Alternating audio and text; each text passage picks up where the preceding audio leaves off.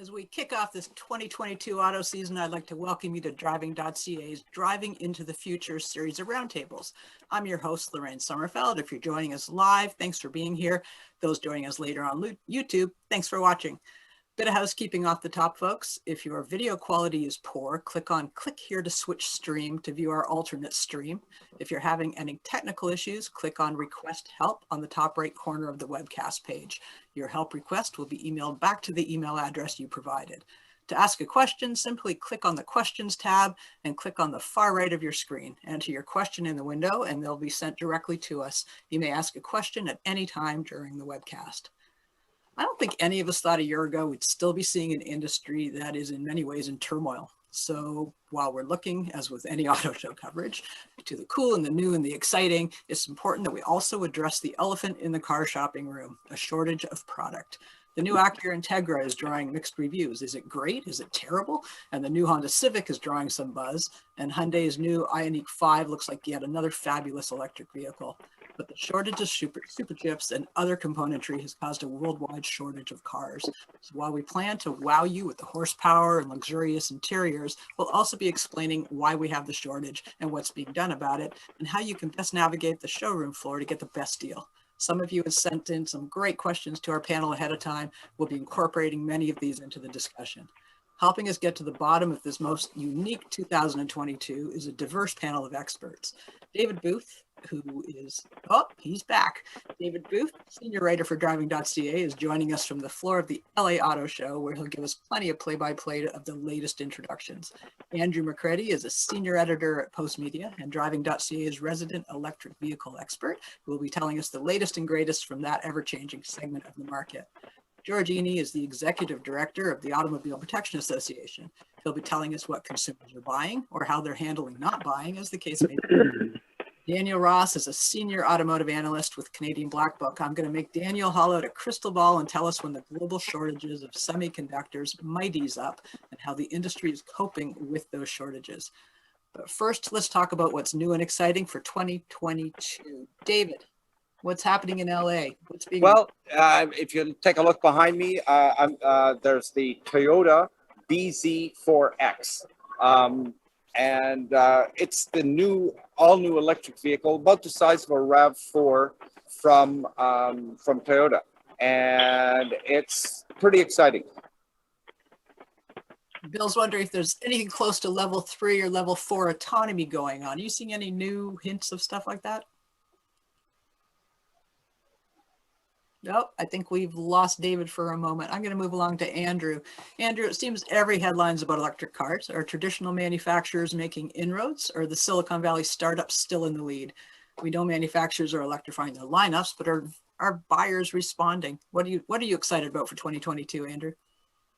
Well, I mean, to answer your first question there, Lorraine, I think as you said at the intro, the fact that the chip shortage, the pandemic, it's kind of thrown everything on its head. So it's a little difficult to track the demand and delivery of EVs, I think. I think they were on a good trajectory before the pandemic hit, but it's hard to say. The good news is there's a lot of stuff coming to market next year.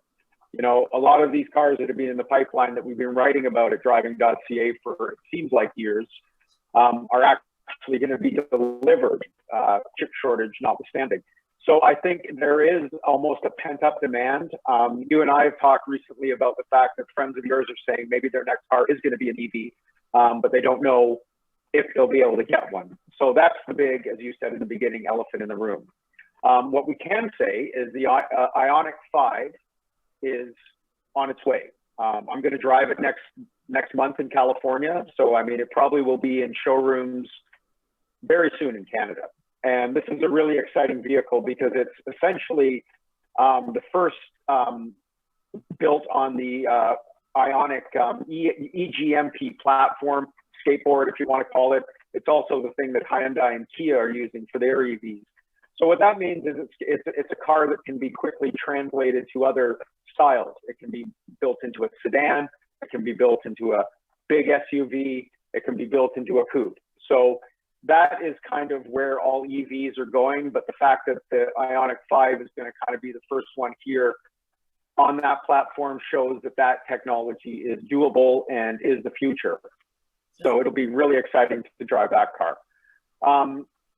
You know, talking about platforms, the Volkswagen ID4, which is in Canada now, another car we've been writing about for a long time, kind of points the way to that company's kind of, you know, dive into electrics too. They're promising dozens of electrics in the next few years, all again based on this platform. In their case, it's called the MEB.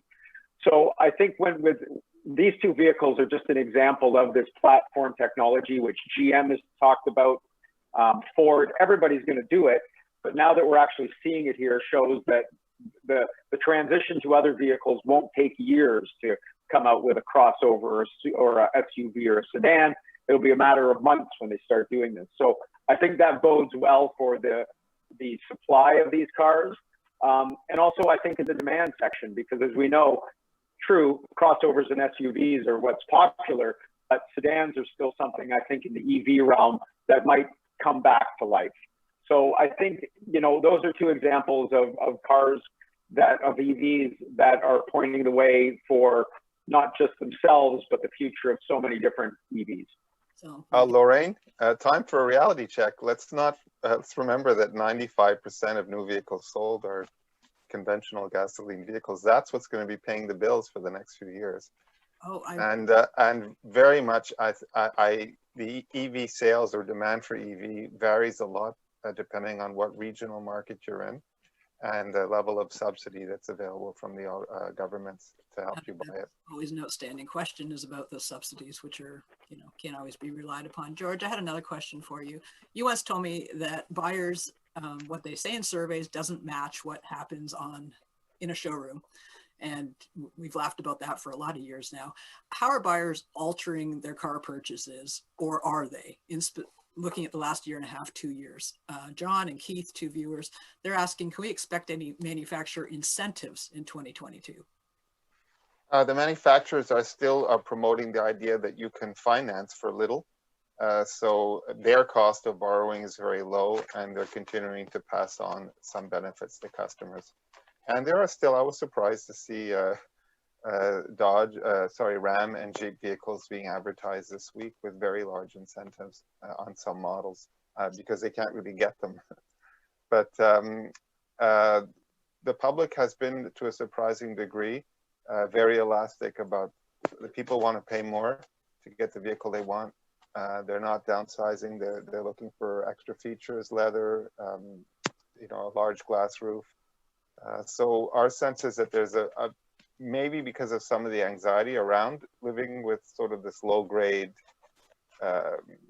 public health issue, or alternatively, maybe because people actually have more money in their pocket, that they're actually spoiling themselves. What we're not seeing is a shift towards small, economical, little vehicles. Something that, you know, in the 80s was very real. When I started and spoke to consumers, they were going to come out of a V8 car into a four-cylinder with a big jump, and the four-cylinder cars of the period were not particularly good, but many of them were willing to do it to save energy. Today, we're looking at sort of having our cake and eat it. We want the new technology that saves energy, but we're going to use it in a larger vehicle and maybe end up roughly equal when it's over. Oh, people. Daniel, we all know about supply and demand, but what is that doing to the retained value of today's vehicles? Are buyers waiting or settling for second or third best for their choice? Retained values are definitely up versus previous forecasts that we've had. At the beginning of the pandemic, we took a measured approach and had to revise that significantly because the market quickly turned 180 degrees towards the sky, as it seems. But we've been following this trend very closely and adapting forecasts to reflect record wholesale values as we're continuing to see week to week currently. And we've seen significant growth on our shorter term residuals overall from that. And this is generally across all segments. It's not just pickup trucks or SUVs, as you know, those being the hottest markets at this point in time, but it's across all markets. And we generally find consumers in camps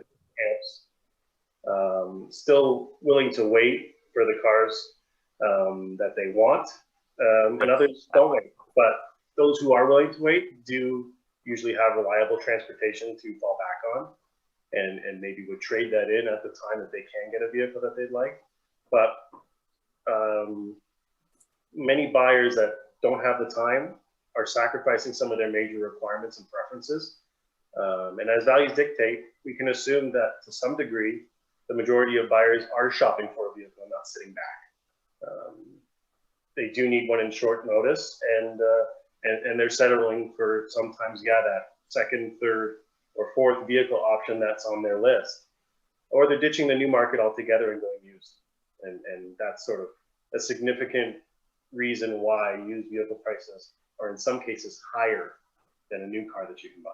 There's a lot of stories coming in about that, which is kind of boggling. I don't think we've ever seen anything like this before. So it's no, definitely not traditional.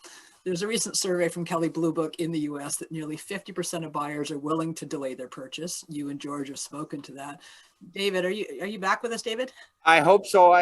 Speaking of super chip problems, I guess I had one because I'm working on a completely new computer right now. So let's hope this one works. Okay, we're speaking about people delaying car purchases. You're in the land of all new shiny stuff. 50% of purchases, according to one survey, people are delaying them and putting them off.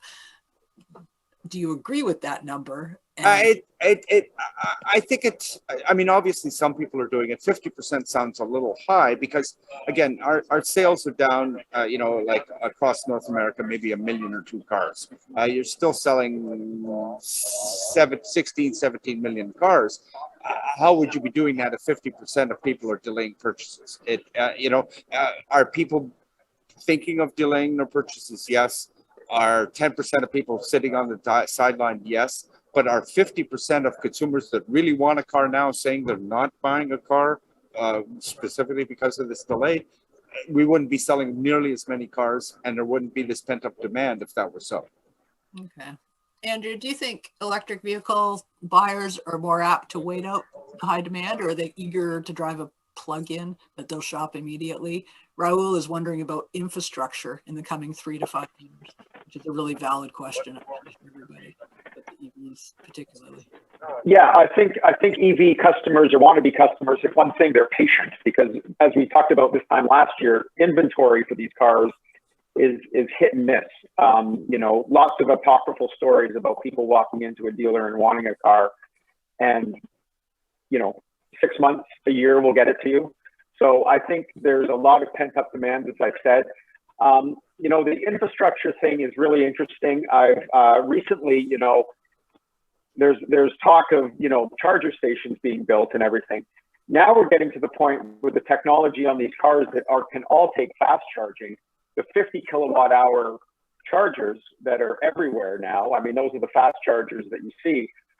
They're not enough now. People want bigger infrastructure. So it's almost like that first generation of infrastructure that everybody thought is going to do it isn't going to do it. We're going to have to replace all those. So infrastructure remains a massive question, a massive question mark, particularly in Canada, and particularly if you're looking at, driving any kind of distance. Well, if you want the answer to that, where we should be going, you look at the Tesla supercharger network. So it's a uniform connection. It's almost seamless to use. And they also group the chargers the way service stations operate with pumps. The idea of having a single charger on a sidewalk or in a shopping center that you're going to stay in at for a couple of hours after it's closed at night doesn't make any sense. I think a part of that virtue signaling with the original network is such that a lot of those early installs are going to be left behind. They won't meet people's needs. They're hardly used. So we're looking forward to the day when the charging network is, first of all, more uniform, that the different systems are a little more compatible, and also that they're grouped so that you have them bundled, maybe currently in the same locations as gas stations, which is really maybe the idea. What I'm noticing is that even EV proponents now are starting to glean onto the fact that there could be a huge roadblock for EV transformation to EVs with a lack of infrastructure. Before, until very recently, they gloss over, it'll all happen, it'll be easy. I'm reading a lot more material about the fact that, you know, if we really are going to go to 50% EVs by 2030 and 100% EV by 2035, we're not even close to even starting to get an infrastructure tough enough to start that. So you're finally starting to hear from the people that are proposing the complete switch that, yes, there might be a few hurdles to get over, and maybe that'll make a difference moving forward. Okay, George, let me ask you this then. Angela is looking to replace a leased gas car and wants to know if she should stick with a gas car or wait on a hybrid that may be months out. Again, people are looking at what they should be buying later now that they've been handed this chunk of time to actually consider it. So gas engines, should she be looking at hybrid or waiting? Will the manufacturer allow you to stretch your current lease? Because many of them will. They'll let you go up to 6 months extra. And if that works for you, then why not? You know, you could take delivery at a time when there's a bit less pressure on the car maker. And if you're looking at a hybrid, by all means. The one concern is if you're looking at a Toyota hybrid, maybe 6 months won't be enough. So it depends on the model. Just you need to make sure that the vehicle will come in. It helps if you're staying in with the same brand and the same dealer, because they'll at least sort of be on the hook. They'll be working with you. Where people get caught is if they can get unhorsed if they have a lease ending in one place and a new car that they're looking at somewhere else. Daniel, what's your take on this? If we've got how do hesitant buyers impact existing inventories, and what makes and models are going to be built first? If there is a surfeit of semiconductors, they're going to put them in the stuff that's going to sell, I think, like their highest margin vehicles. But how is this impacting what they're selecting to build? Well, firstly, what I think is that the majority of buyers looking for a new car are kind of now hunting for one. It's more of a predatory exercise rather than what it used to be. I'm not fully convinced that 50% are on the sidelines, as previously noted. And as you said, buying a vehicle is a highly emotional process.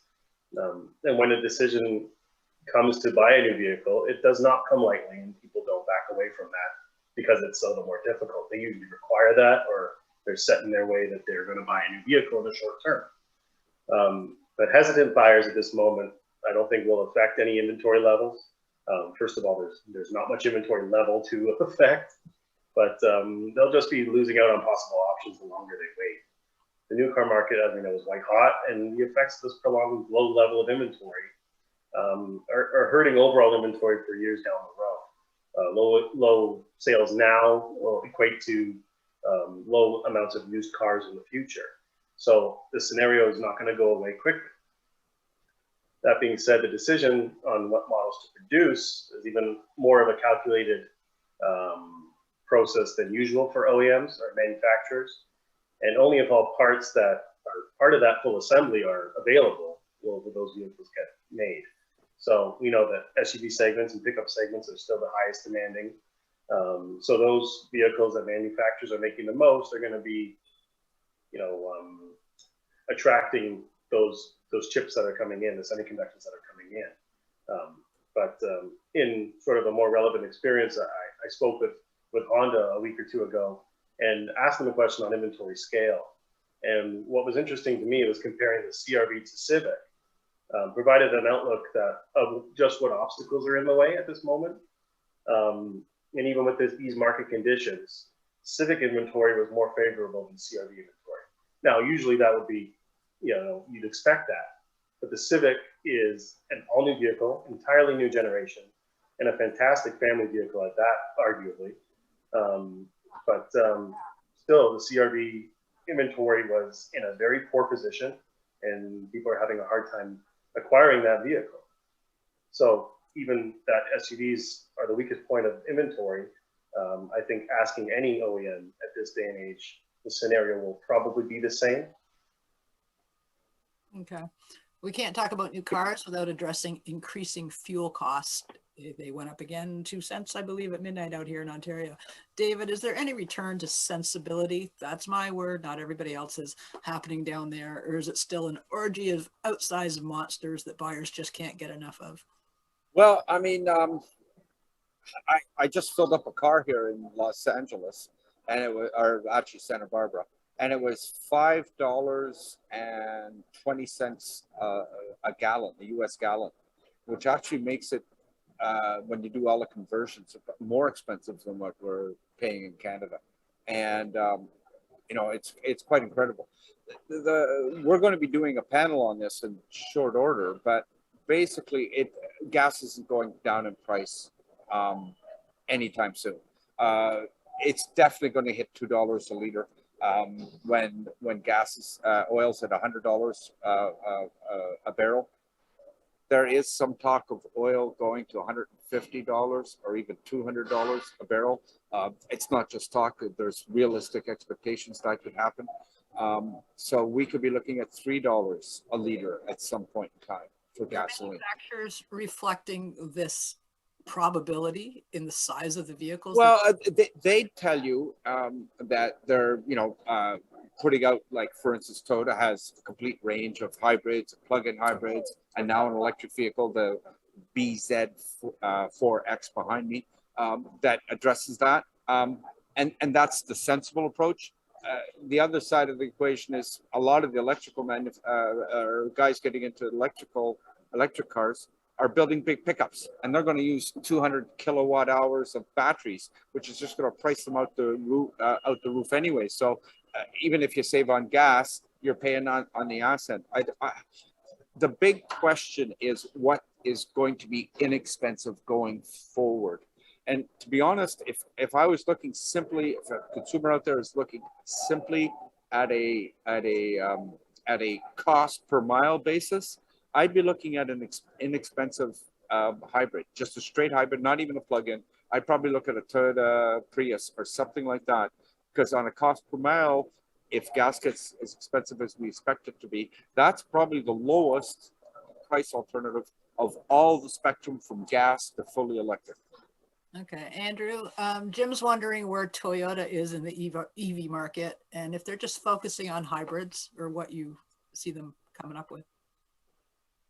Well, I mean, Toyota is always the irony of the EV world, because with, as David just mentioned, the Prius, which is, 21 years old now, that really started the whole electric vehicle movement.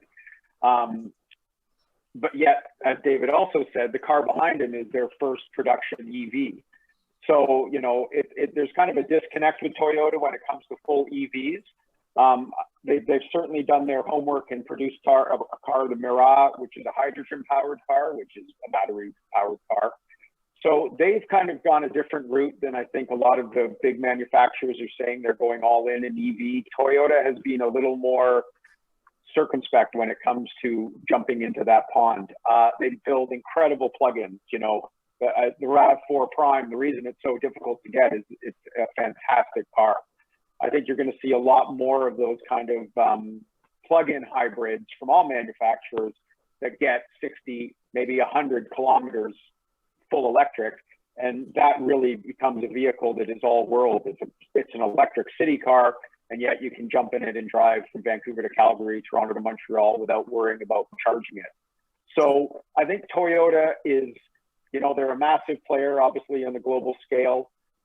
They've taken a lot of knocks for not leading the charge with EVs. But I think when they do get into it, they're going to get into it with some real quality vehicles, but we're not there yet with them. If I could jump in, could I jump in just a sec, Lorraine, please? The BZ4X behind me, the reason why it's so interesting, I mean, it's got semi-modest specs, 71.4 kilowatt hour batteries, not as big as a Tesla. It's only got 215 horsepower, which is, everybody's used to these 1,000 horsepower plaids. What's interesting to me, though, is it's built on a volume platform. It looks like a little bit like a RAV4. It's going to be positioned in that area. It's going to tell us a lot about the future of the EV segment, because if I'm wondering, and we have no indication, whether the Toyota can manage to get it in under the $45,000 mark, which buys a federal incentive. If they can, it will be incredible, because all the rest of the cars that fit under $45,000 are just little hatchbacks. If they can get this anywhere close to that number and get a subsidy for it, that means the price parity that we are been promised from EV proponents with internal combustion will be advancing. Okay, and on the other hand, if a giant like Toyota can't make that price parity happen, it's going to be an indication that EV subsidization will come along for quite some time. My point to all of that is this car behind us is important for Toyota. I think it's really, really important for industry, because I think it's the first one that could break that paradigm shift of huge expense if you want an equivalent electric vehicle. Okay. Okay. George, I think also the plug-in hybrid really deserves a little more, I don't know if the word is hype, but a little more attention. More love. Because, yeah, because you first of all, you're using roughly a quarter of the materials for the battery or less for the battery system. And yet you're optimizing the use of the batteries because you're using them at the beginning of every drive. And for someone who's concerned about making the switch, they don't have to really rejig their electrical supply too much. You could work on a regular outlet at night, and it gives you also kind of a certain amount of energy security if gasoline prices go up, which I think they will. And I think Toyota thought early on that that the market would be following them in that direction, and they believed that hydrogen was probably the answer. That's turned out, for now at least, to be a dead end. But I am surprised that we're not seeing more emphasis on plug-in hybrids. We had a question from Alan, and his concern was exactly what you just said. He's Toronto to Florida, and he said the EV thing, he goes, I'm just not there. Are hybrids the way to go? And I've been saying this because it's the only one that makes sense to me. I look at stuff, what would I buy? And where would I be positioned for my lifestyle? George, I wanted to ask you, we've seen during COVID, people are hesitant to get back into public transit in some instances. Has this done anything to the sale or interest in smaller cars, economy cars? Well, what it's done has been a body blow to public transit. Very difficult for planners. And it's sad almost when you see like those large buses with, 4 people on them. So I do hope it'll take longer to come back. I do believe that eventually the arguments in favor of not having 4 empty seats in a car at rush hour and clogged traffic, that there are arguments in favor of public transit. We definitely, I don't think it's most of the buyers out there, but early on, yes, we did see a blip from people looking for an extra vehicle or a little vehicle that they could use because they didn't want to be on buses anymore or subways. Okay, entertaining this segment just for a second. Kevin wants to know the best replacement sedan for his 2011 Taurus. So what's he looking at in 2022 that he wants a sedan? Kevin is the person that wants a sedan. So it won't be a Ford. What do you guys offer up to him? Yeah, exactly. What do you think? He obviously hangs on to his cars, 10 years. What would he be looking at in the coming year or two? Maybe a Camry. Yeah. Camry hybrid. And that's one of the Toyotas that's hybrid that's easier to get your hands on. Okay, one more question. Everyone can take this if they want to. Solomon wants to know if a gas engine is still a good purchase. We hear this all the time. Well, 95% of people are buying them still. So, and it's what pays the bills for the automakers as they fund their conversion. It's going to be a strange time because they have to keep us interested in those gas engines to be able to make the transition to electric. So I don't know what will happen, but right now, most people are still choosing that option. I think it's really, we can give them a really simple answer to that one. It's that if he's more of an urban crawler and ventures out on a long distance road trip once a year, maybe a pure EV works for him. If you're like myself, a real road warrior, I travel between Toronto and Montreal at least once a month, more often in fact than that. An EV is almost useless for me. It just doesn't work, despite all the proponents that say about the charging networks and the speed and everything else. It doesn't work for me. I've tried it, never doing it again. Thank you very much. So it depends on its usage, and it really is that simple. It really is. Daniel, when we see fuel costs spike, traditionally what happens is everyone that's been buying Hummers and big SUVs, when fuel's cheap, they run out and buy them. They don't think about it. The day that fuel drops, traditionally, we've seen a lot of those go up for sale because people factor in how much their weekly fuel bill is now going to be, and it can be astronomical. Are you seeing a difference in trend as gas prices are going up and staying up? Is that impacting what people are buying? We've seen this in the past, obviously. I mean, the most gas-consuming vehicles that used to be in our market, namely, maybe if I could call out one, would be the Hummer H2. Like those took off and died off pretty quick, mostly due to that in the past. But what we've seen thus far is not that in this case. As gas prices are climbing, the hunger for SUVs, more than 90% of our requirement are still all the rage. They're selling, those markets are hot, and people can't get them enough even today with the increase in prices. But with impending carbon taxes, prices are still gonna keep rising with gasoline. And I'm afraid it won't render fuel inefficient vehicles as castaways. I've seen roughly 30 cents per liter, the increase from now to 2030 in terms of what is being predicted in terms of a tax on gasoline. I don't think that difference is significant enough for a fundamental shift. And right now, if consumers are looking to buy a vehicle, we have fantastic hybrids available as well as plug-ins. So they're not necessarily going to get out of gasoline vehicles for that at this point. But whoever's in market looking at a new vehicle, if their time has come up, they'll be looking at things like this to go into instead of a gasoline vehicle. So the shift is underway. It's slow, and the popularity of these new alternative fuel offerings will come to fruition at some point. But right now, no one's rushing to get another gasoline vehicle at the moment. Okay, I have a question for whoever wants it. We're probably looking at a luxury tax on vehicles over 100,000 in this country coming up. It's been introduced. What impact will that have on, will people just buy just under that cutoff? Will dealers be kind of, wiggling the price around? But if there is a luxury tax on expensive vehicles, how is that going to impact their sales? And again, whoever wants to jump on it. I can talk to it. I think OEMs are going to focus the pricing that's close to that mark, around that mark, and anything that comes over and above, they won't even worry about it. But for those that are around that mark, are going to focus under that six-figure number if they can help it. We've seen it in British Columbia already on the luxury front, and that's sort of what their focus was. It doesn't have to be every luxury vehicle. Obviously, the people who are buying these vehicles have the means to, typically.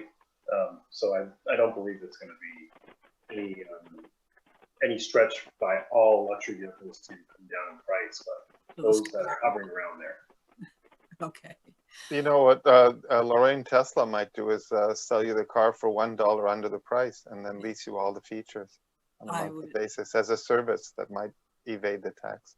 Oh, that's or avoid the tax. Stuff is crazy that they're ushering in and trying to do it, rent you part of your car back. Anyway, that's one of David's columns. Shortages are driving. Frank, could I? Sure. So yeah, just about that question about the luxury tax, and even about the question about people willing to pay more for cars. I think we're still living in the era of close to free money. I think with looming interest rate spike increases coming, I think that's going to tighten things up a lot. So I think I know we've been living for 5-10 years in this world where credit debt is all climbing because people kind of feel like it's going to go on forever. But there's a wake-up call coming, and it's going to be in the form of interest rates. And I think interest rates rising. And I think when you see that happen, it's going to really slow a lot of people thinking, oh, let's just go for it. I think you'll see the car incentives slow also. So that's something to consider, even if you want to buy a car now where there are incentives on it. It might be the time to really get one, because in 2 or 3 years, who knows where that's going to be.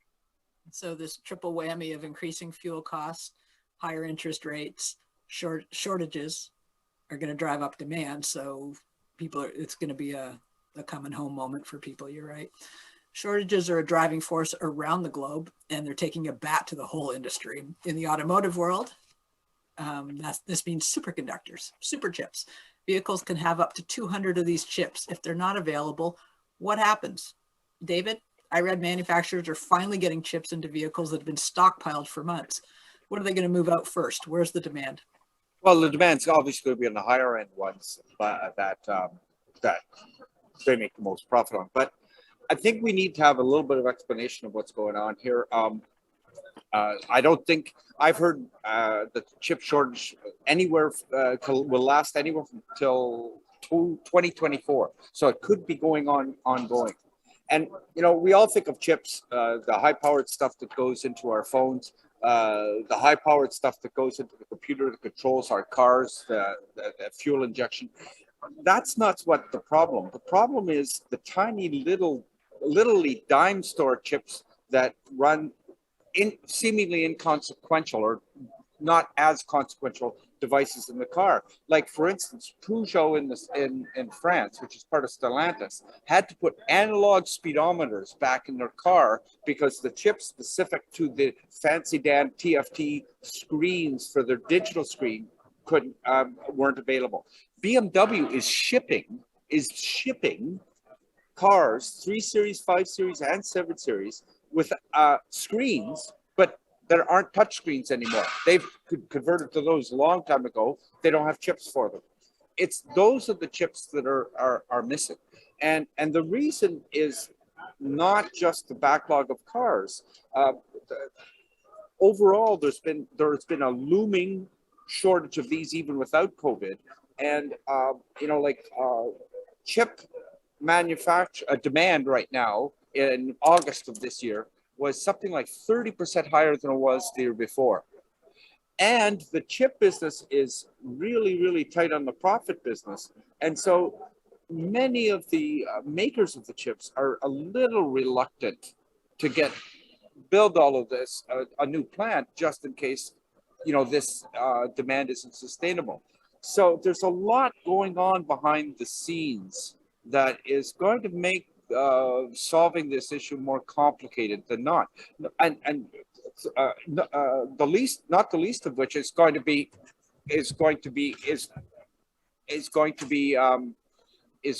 the Chinese problem with Taiwan. I know that sounds off topic of cars, but Taiwan is the #1 producer of a lot of the chips used in cars. Okay.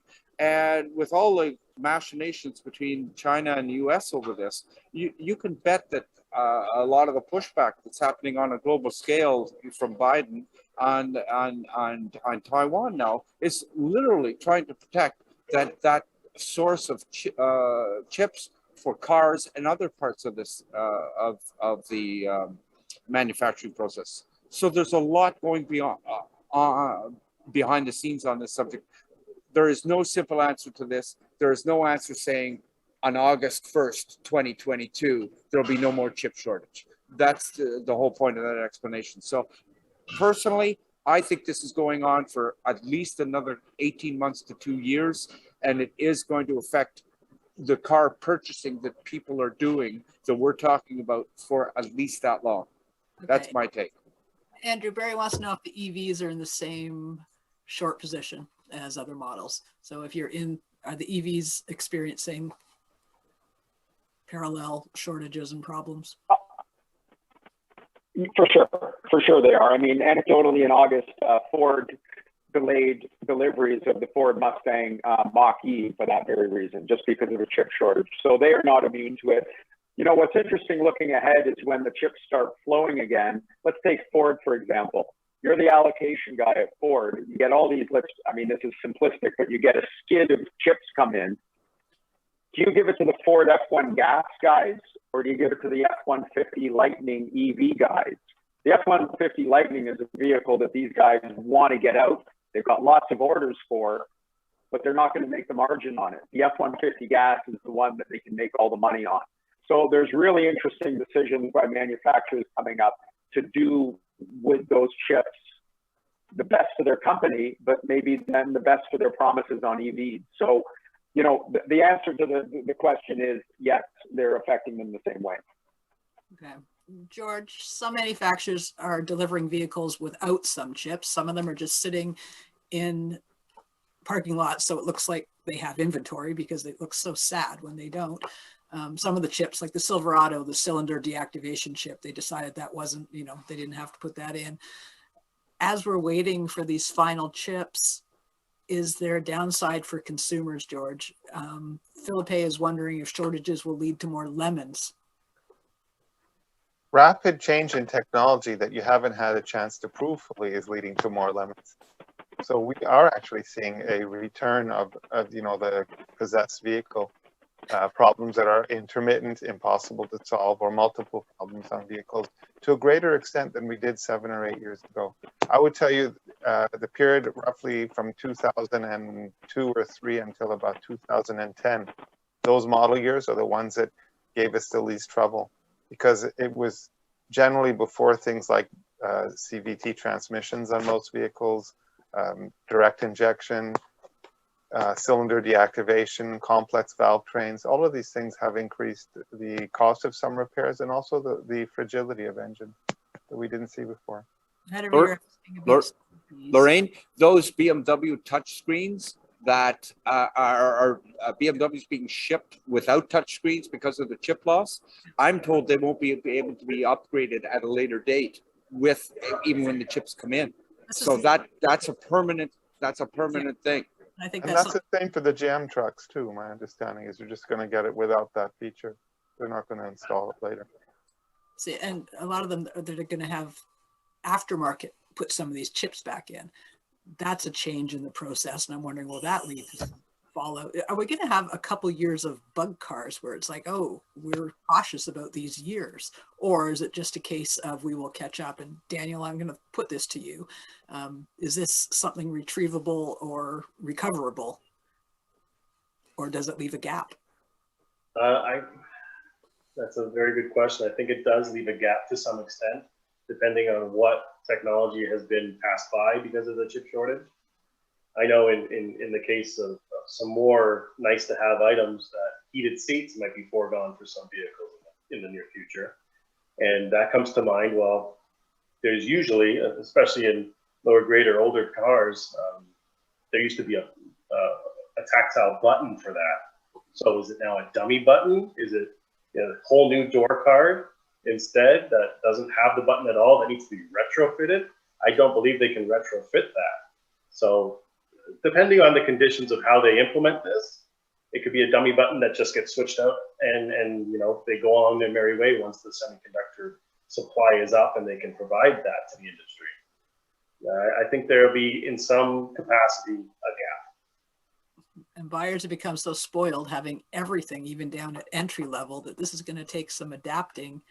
Exactly. And especially in our climate, what person doesn't want a car without heated seats? Yeah. There's not many of them.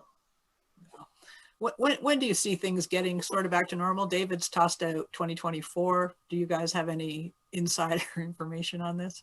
Well, we've obviously heard the shortage is improving to some extent, but the shortage doesn't limit to only semiconductors, as we know. It's raw materials too in some capacity. We've heard of rubber shortages and magnesium shortages are in the news lately.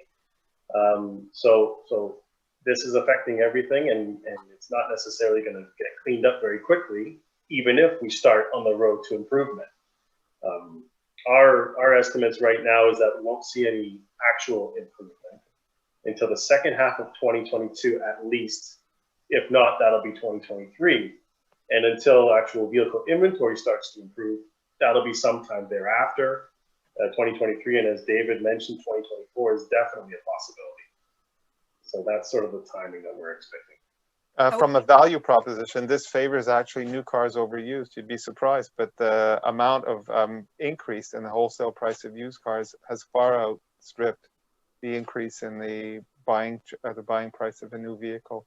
Part of the reason is that the new vehicle has a published manufacturer's suggested price, and so it acts as a form of an anchor on what could be charged to some extent, even if the dealer is padding the bill a little with some extra fees.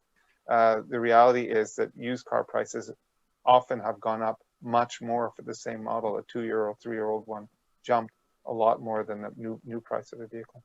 Yeah, we've seen those wholesale values on 2 to 3-year-old cars been skyrocketing in positive direction, in positive value in comparison to new cars. And yes, we're elevating our forecasts to offset that, but it's only on such a short term. We can't forecast out 60 months and say these are going to be, well above. There's some form of risk we need to, averse. So yes, you're absolutely right. Those wholesale values on slightly used vehicles are in most cases now higher than new. But there is a chance that the current ones will go lower 4 years out because they'll have a whole bunch less features. That BMW again is got I think it's a $500 rebate because you're not getting a touchscreen. That's certainly going to be reflected 4 years from now when that car gets sold. Teeing up off that, I would like to tell people who are in the market for buying cars, especially new ones right now, because of this shortage, ask what's missing, because you may have teched a car out on a website and it's got these heated seats and this, like these things. When you get in there though, there is a chance that last minute changes like that BMW screen have taken place. Make sure you ask what's been altered or changed in those chips, because as the gentleman have said, a lot of them are not coming back. It's a permanent change. So be careful what you spec'd at home. Parts of it may be missing. Find out what they are and if those matter to you before you buy that vehicle. As we head into 2022, the automotive industry is regaining some of its stride, some of its strut. We're wondering what it's going to look like. David, bit of a curveball for you. Any great, amazing safety features that are coming in? Well, the big question, I think, is where autonomous and semi-autonomous technologies are going. 2 years ago, or three years ago, autonomous was talked at the same level as electric vehicles in terms of, all cars will be both autonomous and electric. Well, we've all come to the conclusion that eventually all cars will certainly be electric or some form of electrification. We're a lot less sure now that all cars will be autonomous, or at least shortly autonomous. Semi-autonomy is where it's going. So I think we're going to see rather a larger expansion of semi-autonomous safety hardware, more cameras outside, more sensors outside, more assisting, not just lane keeping assisting. I think cross traffic alerts will become almost assuredly universal within a couple of years. But the concept that the car will drive itself and prevent all accidents is much further down the road than we expected 3 years ago. VinFast is a new player on the scene. We're hearing that name batted around. What's VinFast? That's really interesting. I did a whole bunch of research. They're coming to Canada and the United States. They've made big announcements. They have 2 SUVs coming out. The specs on them are quite nice. One's a compact a VF E35, I think, and then a VF E36. And they've got big batteries, promising lots of range. Where are they from, David? Oh, sorry. Good idea.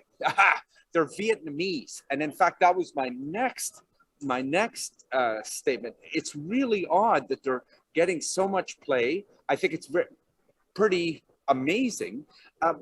They only started about 3 years ago. And basically the cars they've made so far have been leased, or how would I say, copied versions of BMW's 5 and X5 with 2-liter turbo engines. And they only sell about 30,000 cars a year right now. I mean, they're not even a big player on the market, like compared to all the Chinese manufacturers that build millions of cars and have not yet come to Canada and the US. They're like a pimple on somebody's bum, and yet their cars look great. The vehicles they build under license from BMW have been warmly received. And so we've got this quandary of a big, huge noise being built over these 2 new EVs that they're building in Vietnam. And yet they're just really a tiny little startup. So I don't know where it's all going to go, but it's very, very interesting. It's one of the biggest surprises of the year by far. Oh, something to watch. That's cool. Andrew, Gary wants to know where you think EV adoption is going over the next 5 years. You got a snapshot? Oh boy, that's $1 million question. In urban areas, Sorry? I think in urban areas, it will continue to grow, maybe even exponentially. With the average EV now getting at least 300 kilometers on a full charge, there's no reason for, if you just need a city car, if you just need a city car, buy an EV. You know, we're there. It's arrived. If you're like David and you're driving between Toronto and Montreal, it's not there yet.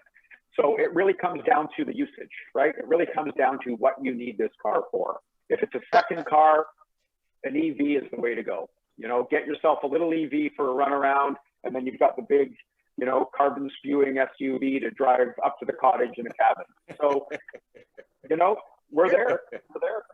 The one limiting factor is your infrastructure. I would really like to see cities offer the ability, I mean, cities be designed so that you have, where you have filling stations today, you have a charging station where you could get your EV charged.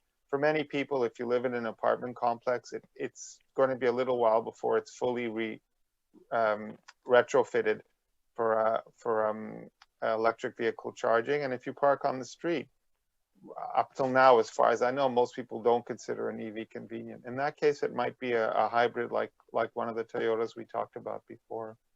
Certainly, a suburban person who lives in there, has their own, you know, single dwelling or a detached area for their parking or a garage is at a big advantage for adoption of an EV. George? Yes, and that's a good point about the gas stations. Where I live in North Vancouver, Petro-Canada has just put in 2 quick chargers, and it's being used a lot. Shell has just announced that they're going to start doing it. So George is absolutely right. That's really the evolution, is you're going to see gas stations converting, or not converting, but adding chargers. Petro-Canada has done it across the country. So as that rolls out, it's going to be slow, but that will, you know, help the people that don't have access to a garage or a driveway where they can charge their car. George, we've seen a lot of things change over the past 2 years, and we know consumer behavior is unpredictable. What do you think? We've seen people get rid of their cars. They're working from home, and a lot of them are going, this is going to be the way it is. And I know several people who've ditched the second car or even the first car. How many of these changes do you think are permanent? And will things like buying cars online become a permanent part of the landscape? Oh boy, that's a huge question. First of all, crystal ball gazing is a very unreliable and risky business. But yeah, I think all the things you said are going to become part of it. So there'll be less commuting, but surprisingly, perhaps not that many less vehicles licensed for the road. It's just people won't be using them all to go to work at the same time of day, 5 days a week like they used to. So I think that if an electric vehicle right now costs what the energy cost, because there's no tax on the electricity equivalent to what's taxed on gas, the energy cost is about 1/8. So if that stays like that for a long time, that the EV buyers are getting a free ride, I think people will actually drive more. Because if you reduce the cost of using something, we tend to use more of it. So there may be, we'll find other reasons to use our EVs. I don't really know. I think it's important in our cities that we come up with a better answer than 4 empty seats in every vehicle at rush hour. And whatever that is, e-bikes or a much better mass transit, I think that's an important thing for the future. But the public isn't staying out of vehicles. They're not leaving vehicles in droves yet. That's not happening. Not going to happen. Okay, this is our final question. So everyone's got a couple of minutes. It's our roundup. What cars are you most excited about as we head into 2022? What's grabbed your eye? What's amazed you? What directions would you like to see the industry take? I'm going to finish with David instead. Let me start with Andrew. So there's a lot of questions there. I mean, the cars I'm looking forward to. There's BMW EVs coming. There's Cadillac Lyric coming. As I said at the beginning, there's a lot of EVs coming in 2022. So there's lots of vehicles to look for. The F-150 Lightning, obviously. Rivian is now supposedly, now that they're flush with money, will start producing trucks that will be an interesting thing. So I think, you know, it's been this pent up demand for years. It feels like we're on the verge where there's going to be not just 5 EVs, 6 EVs to choose from. There's going to be maybe 30 EVs. So, you know, that's not a specific vehicle. I think just the landscape of EVs is really expanding, and that's exciting. What was the last part of the question? No, I think you've answered it. The cars that you're looking All for. right. Where Okay. we're going with this industry. So, George, what about you? Any particular cars that you're interested in coming up?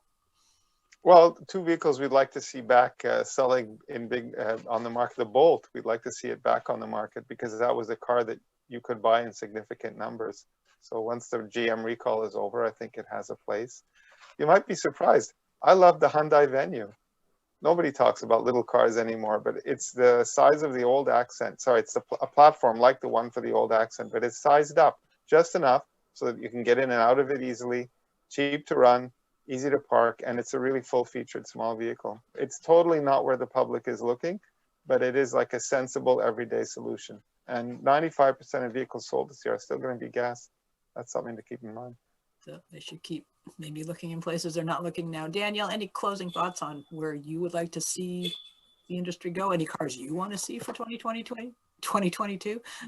Yeah, we're there already, aren't we? Yeah, I'm definitely excited to see the EVs from new manufacturers, Rivian and Lucid especially, just because, you know, Tesla set a fire under the industry as the first EV car maker, and we'll see what they can do going forward in the same fashion. But now that the industry is sort of following Tesla's footsteps. So the R1T, the R1S from Rivian, and the Lucid Air from Lucid, obviously. But one that's sort of, to George's point, a small and less expensive vehicle, but is making quite a name for itself, is the Ford Maverick. I think that vehicle. That's a great. Yeah, it's. That's a really significant vehicle, I think. It's got a different really spin. terrific.